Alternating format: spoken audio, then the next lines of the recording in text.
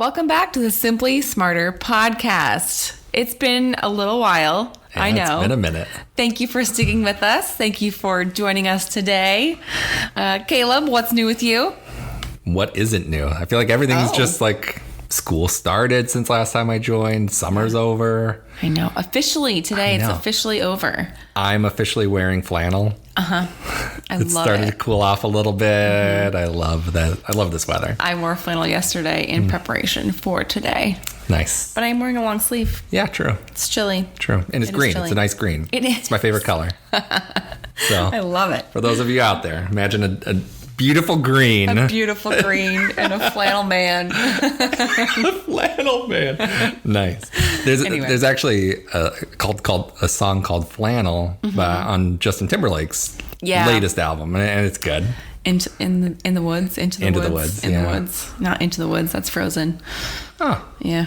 Man of the Woods. Man of the Woods. That's it. There we go. Actually, I know it's not quite as poppy and it's kind of weird. It's my favorite album of his. Yeah. Well, you can't go wrong with JT. That's for sure. Sometimes. Flannel. Other side note. Flannel is my favorite winter scent for a candle at Bath and Body Works. Ah, yeah. I've smelled it. Glorious. It's good. Yeah. Not like super fall-y, actually. I think it's more of a winter, but it's a good. It's kind of a crossover. It is. Yeah. It is. So anyway, back on to more important things. Let's redirect to the ACT, shall we? I suppose so. Okay. Let's do it. We have something a little bit important to talk about today. It's not like super exciting. No. But it is important to at least reference and have a quick little podcast about. Yeah, for sure. And again, it kind of came in under the radar. It did. There was very little fanfare. Yeah. And so this is a good opportunity for us to kind of flesh it out for families and students and help them kind of understand, like, hey, the ACT is still continuously making improvements. They're just not doing it the College Board way of like, hey, let's turn our tests completely upside down all at once, right? So they are introducing these new pieces along the way. Yeah. And this rolled out in July, from what we can gather. Yeah, so. July was the first test. Yeah. Yeah. So here we are. Here it is. What is this new thing, Jill? It is the new reading section on the ACT called the Visual and Quantitative Information questions. First of all, yuck. What a terrible name. They do not get points for their branding, right? True. Not that it really matters, I guess, but yeah, we'll get into like what these questions are about, and hopefully we have a good game plan and make you aware of them. Yeah, they're not like, oh, let's keep on reading and this is so fun to read about. It's just, you know what, we just got to get through this. We got to look through this and break it down and what exactly does this mean? Exactly. Especially for our students, right? Right. And just so the listeners, so you guys know, if we reference VQI, we're just referring to these visual and quantitative information questions. Yes. Okay. So we're going to talk about how this could possibly affect student scores positively or negatively. Yeah, absolutely. Depends. Yeah, I think if you are not prepared and you're just going in cold and you just all of a sudden see a question like this, I think it's going to throw you off. Yeah. But if you're prepared for it and you know how to approach it, I think it's a boost. I think they're generally easier questions. So they got rid of 2 or 3 difficult questions and introduced these 2 or 3 easy ones. I think that's the general positive for students who are fully prepared. Yeah, I agree. Fair? Let's kind of break down the reading section itself and then identify how this fits into the reading section, okay? Sure. So the overall reading section measures your ability to read closely, reason logically about text using evidence, and integrate information from multiple sources. So that is straight from by definition. The ACT. It is. So I think that it's masking a little bit of what the section really is about. Mm-hmm. And sometimes we think of it as reading comprehension. And I don't think that they necessarily even say that piece. But it is about it's connecting things in a logical way. Mm-hmm. And it's more about reasoning. Mm-hmm. And for most students, there's a way better way of doing this than the school way. Yeah. Right? So making sure that they are adjusting and making it make sense for what the test is asking and in order for us, the student, to get the most questions correct possible. Yeah. And let's review about the timing. Most students run out of time in this section in general. For sure. 95% of students run out of time in the reading section. Mm-hmm. And if they are finishing, they're probably not finishing it well. Yeah. Like, for instance, yesterday I did a scores back with a family, and it was the first time this year where the student successfully finished the section. Oh, really? Before prep. It was the first time. And I was kind of surprised by it. And even though we've had some students with really great scores, usually there's still some kind of timing issue, or maybe they rushed at the end to try to finish, but they didn't finish maybe as successfully as they could have. Let me ask you this question. Had that student already taken a test prior to our practice test? No. Really? No. Yeah. So they're just on it. Junior. She does have a couple older siblings, so maybe she had some insight a little bit in there, but yeah, she is just that rare kid who reads constantly and just moved through things very, very quickly. Yeah, and we talked about that piece before. Yeah. So keep on reading. Like, keep on reading throughout the summer, throughout your winter break, fall break. That is going to reflect in this reading section inadvertently, right? For sure. And parents ask us that all the time. Well, my kid is a sophomore, but we want to start prep. No, you don't want to start prep because you're too early to the game at that point. For 99.9% of families. I'm not going to say that there isn't an exception out there, but making sure that they are reading, and even if it's just something that they enjoy, like that's fine. That's still better than absolutely nothing. Yep. But if you can also get them to start reading, maybe just picking up a magazine or something that's just a little bit different, like a nature magazine or something like that, where they're reading a little bit different topics or something in the news or whatever it may be. Yep. Those things, again, fit kind of what the ACT, the content that's actually being thrown at them a little bit. Interesting. I like that. So it's kind of fun. Yeah. And I don't even know if you know this, Jill. There are talks, little insider baseball here with us. Okay. In that next summer we may do a reading program here at Smarter Prep, because we do think it's so important and so valuable to parts of the ACT. Yeah. And just to help support our community and provide another outlet and resource for families. And so we're tossing that idea around right now. Okay. That's another episode at a later date. There it is. Stay tuned. So cool. Well, let's break down what we already know about the reading section. It's kind of broken down into 5 scores. And real quick, can we talk about just the basic structure, then we'll talk about the scores? Is that okay? Yeah. So first of all, students are given 4 passages. Yes. All 4 passages are completely unrelated. The first one is always called the literary narrative or the prose fiction. And it kind of matches what students see in school on a day in, day out basis. Yep. And then the last section, for instance, is the natural science. Yep. Most students don't love just sitting and reading about science related things. So that can be kind of a challenge for some. And then in the middle, you have a humanities and you have a social science. Okay. So making sure that we're figuring out which passages fit the student best. And we're talking about 10 questions per passage. Yep. So 40 questions, 4 unrelated passages, all in 35 minutes. This is why most students can't finish. Yeah, that makes sense. It is a lot. Yeah. Even if a parent came in and tried to do it, I think almost all parents would have some troubles getting through all of it. Especially switching gears from passage to passage. That's very challenging in itself. For sure. And again, the content is sometimes not terribly interesting, particularly to students. So then you have the concept of like losing focus and getting distracted or just losing interest even, right? So we want to make sure that we're keeping students engaged, which is why we approach it in a totally different way than what they do in school. This makes sense to me. It makes sense. Okay, so we're going to get back to the 5 scores that are reported on the reading section, right? So 1, a score for the section overall. 3 reporting categories, scores based on scientific knowledge and skills, understanding complex text indicators. Yeah, all this stuff. Weird. Yeah, I'm like reading it and I'm like, huh? What does this mean? Translate it, right? So help me, Caleb. You have your sub-score for the test, right? Yep. So the reading score makes up a quarter of your composite score on the ACT. And that score is based upon how many questions a student gets correct compared to their peers, essentially, right? I'm boiling it down a little bit. Yeah. But that sub-score is a score from 1 to 36. Again, roughly a 20, 21 is average. And then again, it's a bell curve. So most students are scoring between that 16 and 24 range. So a little bit of context there. Yeah. Those other pieces... 3 reported categories. Okay, so these these subcategories. Right? Yikes. They give us these ambiguous terms that mean basically nothing. The first is the key ideas and details. Yeah. And that makes up 55 to 60% of the test. Big chunk. A big chunk. Now, we categorize things very differently, and some of them sort of fit. Most of them do not fit. Cool. So it's these key ideas and details, craft and structure, and integration of knowledge and ideas. Those are the three subcategories. That's my own term. I just came up with it. Trademark it. Yep. Sub. So in those categories, there are questions that are very, very specific, which is where this is not like reading in school at all, because they're going to ask, according to line 22, what does the authors mean when they say this? Yeah. Right?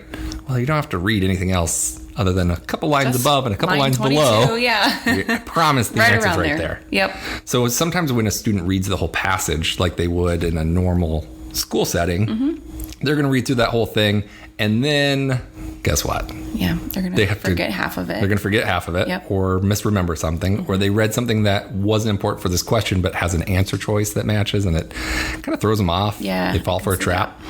Or guess what? They ask about line 22. We have to go reread it again anyway. So again, our process, we just look at it differently. And then things like the big picture that normally students focus on, the theme, the plot, character development, tone, things like that. Those are things that are tested very little. Maybe it's 5%, maybe it's as much as 15% of the test, but it's not the bulk of the exam. Okay. So there are new ways of approaching those too. Perfect. So those categories, I take them for a grain of salt because I just think they're testing things in a weird way. Yeah. And those terms just are so ambiguous and they don't fully define them, and it's not terribly useful. Stepping back a little bit, I think it's very interesting. I've had some students just blindly take the test, right? We're going to take the test and see what we get. An official ACT. Right. Okay, they don't do great. Shocker, right? Breaking down this reading section into sub categories that you trademarked, and then even further into the visual and quantitative information questions. Like, there's so much that goes into even just one section of the test. Yeah. That if students don't really understand that and they're just kind of blindly going in and just to see what they get, on an official test, like that could really be daunting to any student. Right. And, they're not going to get a great grade. So it's challenging. Yeah. There's a lot to go into it. A lot going into it, especially when you're talking about adolescence, right? Yeah. You're not talking about a full-grown adult moving forward and it's they're thinking about the football game later exactly. and what their friends are doing on TikTok. Right. That's what's happening. So they're not thinking about the craft and structure of the reading section. Right. Is that what you're saying? Right. Weird. So the VQI questions are actually categorized in the integration of knowledge and ideas section. Okay, subsection. The smallest of the subsections. Right. That 13 to 18%. Right. That's covered on that reading section. Exactly. Okay. So there are all these weird categories when you look at your score report that you're going to see. Most of them don't really mean anything.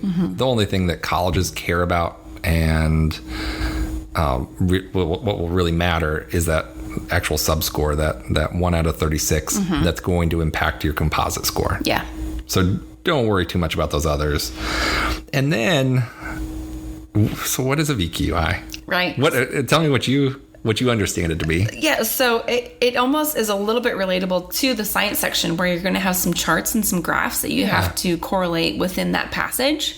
So that may throw students off. You're thinking, 100%. I thought this was just a reading passage. Right. But now here's a chart that I'm going to have to identify and figure out. And so there are some questions that may look like it may be better suited for the science section. Right. I have read very few novels in which in the middle of the novel there's a chart and graph all of a sudden, right? Right. Like sometimes there's a funny diagram there, or something.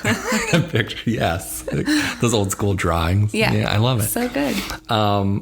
So again, if you're not ready for it, it can definitely throw a student off. Just because it just looks so foreign compared to everything else that they're looking at that moment.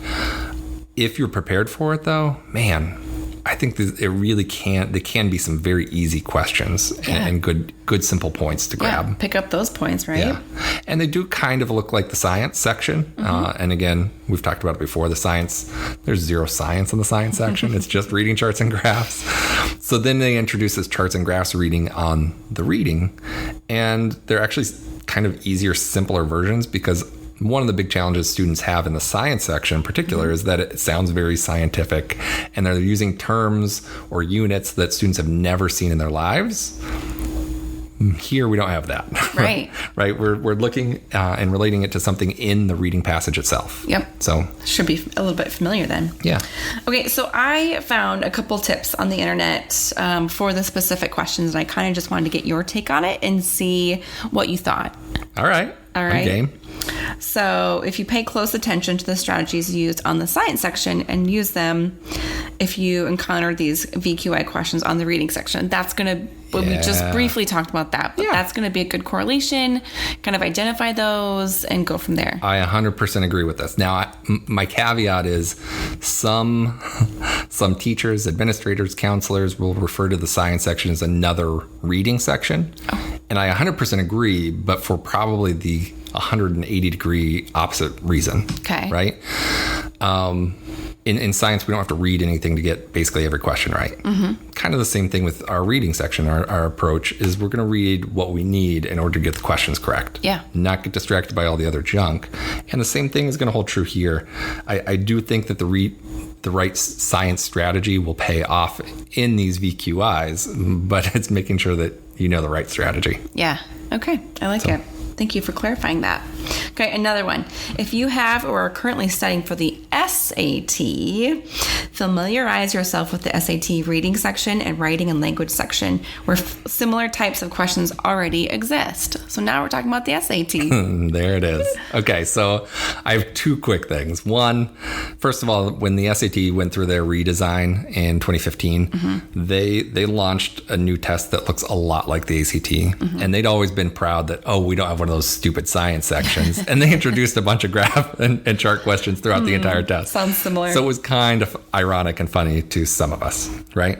So that's the first piece. The second piece, if you are already preparing for the SAT, don't also prepare for the ACT. Stop it, right? Don't waste your time. Every college will accept both exams, the ACT and the SAT. So we want to find the test that's right for the student. And preparing for both exams makes zero sense from our perspective. Yeah, that seems like a lot. Anytime you divide your attention on two things that are different, you're not going to do as well at either one. Yeah. Right? Like, it's just the nature of the beast. Like, I grew up in Colorado and I played baseball and football, whereas I knew people who lived in Arizona that played baseball all year long. Right. And guess what? They were really good at baseball. Yep. They just didn't divide their attention on those different things. Exactly. So making sure that you are kind of paying attention to that. Yeah. It's a good metaphor, by the way. Thank you. It's very good. Thank you. Makes sense. Find the thing that makes the most sense for the student. And that's why, again, I think we mention this every single podcast. We talk about our free practice tests. That is exactly there to get a good baseline. And we offer them for the ACT and SAT. Yes. Know how you're doing in each. That student that I mentioned that I met with the family yesterday for the scores back did amazing on the ACT. And the SAT was very, very good, but it was the equivalent of 4 points lower than her ACT score. Yeah. So there was a very clear path for that student, right? So making sure that you're kind of watching for those pieces, and we can help. Great. All right. The third tip. Don't get overwhelmed by all the details of a figure. I love this because this is basically applicable to every single thing with the ACT. Right? A timed test. Right. They are throwing a bunch of information that most of it is not important. We have to figure out what is important. And that's the biggest part of the battle, especially in reading and science. Again, math and English have some correlation to what students have done in school. Reading and science have almost zero. It really is playing the game in the right way and focusing on the reasoning and the logic and the critical thinking, those kinds of things. Perfect. So I'm in on that one. It's just so vague. I like it. I like that it came up somewhere. And I'm actually going to say this is our last one because the other one we've already kind of talked about a little bit. But use process of elimination. What do you think I'm going to say on this one? Ding, ding, ding, ding, ding. There it is. This is one of my favorite strategies to use on a test like the ACT. I think that using process of elimination, there'll probably be 5 to 10 questions in the math section where you can just use process of elimination and not have to do any math. Yeah. Or in the English, guess what? There are here for probably it. 8 to 10 questions where literally you don't have to read the passage to get the question right because it's right there in front of you if you know how to use it properly. Yes. And you know the right strategies. And the same thing holds true here in the VQIs, right? I think that, again, narrowing down, getting rid of the really, really bad answers. Yep. The ACT's pretty good at giving us some stupid options sometimes, right? So let's get rid of those and start narrowing it down so we don't get distracted by those bad answers any longer. Awesome. I think we covered most everything. Yay. And I mean, just a minor change that should not have a major impact on our students, but we just wanted to cover it and identify what that was. For sure. And what to look for because the changes have already happened as of July. Yeah, so they've been implemented. Had the September test, and we're now focusing on the October test, and it's coming up quickly. Signing up for the December. Oh yeah, already. So some February kids are starting to trickle in. I saw those too. Good. Yeah, that seems really some planners. far off, but I appreciate. Might as well. I do too. They're planning ahead. For sure. All right. Well, do you have anything else? You sounded like you were going to say something. I was just going to say, hey, right now is the time to be thinking about the December or February tests. The October is just 4 weeks away. Good preparation takes longer than that, especially if we still have to do scheduling and figure out all of that. Right. Because now you're talking about 3 weeks. That takes about a week. Let's get things started. Come in for a practice test. If you're part of the class of 2023, I'll tell you, we have never been so busy with the senior class as we have this year. I feel that, yes. And I think a lot of families just kind of delayed the process and were kind of waiting to see, and then they realized, oh, I still need this. So many seniors, yes. And now it's crunch time, and now they don't have, they're trying to do applications, they're trying to get into senior year successfully, they're trying to get their best ACT score, and they're just trying to juggle too much, in my opinion. Yep. So a better strategy would definitely be to figure out what makes the most sense for the student, and let's kind of plan ahead. Yeah. Good advice. Well, I'm excited for this evening. We have our annual photo shoot. So I'm excited to see a lot of the seniors actually that we've been working with. So that'll be fun. We're headed out to Lake Olathe. Cool. They have some really cool different spots out there. So we haven't been over in that area yet for our photo shoots. So that'll be cool. Look forward to that. And you can see that on our Instagram and our Facebook. And then on the website. We get the new pictures will be rolling out on the website and all over. So big shout out to our students there that have signed up for that. So very exciting. It's great. All right. Well, if you have any other questions about anything ACT related, college prep related, please let us know. Enrollment at getsmarterprep.com. You can find us on all social media outlets or go to our website, getsmarterprep.com. Yeah. Thanks for listening, everybody. Right. Talk to you soon. High school can be tough. We'll help you navigate some of the areas you need help with, including the college preparation process by providing advice for families. Every student is different and has a unique path. That's why we created this podcast. Our innovative and intentional approach builds confidence in the individual student. Listen each week to find out how students can score better on college placement tests with techniques and methods that build confidence, beat test anxiety, and identify strengths within each student. You're listening to Simply Smarter with hosts Caleb and Jill. Check out our blog at getsmarterprep.com for more college prep related topics.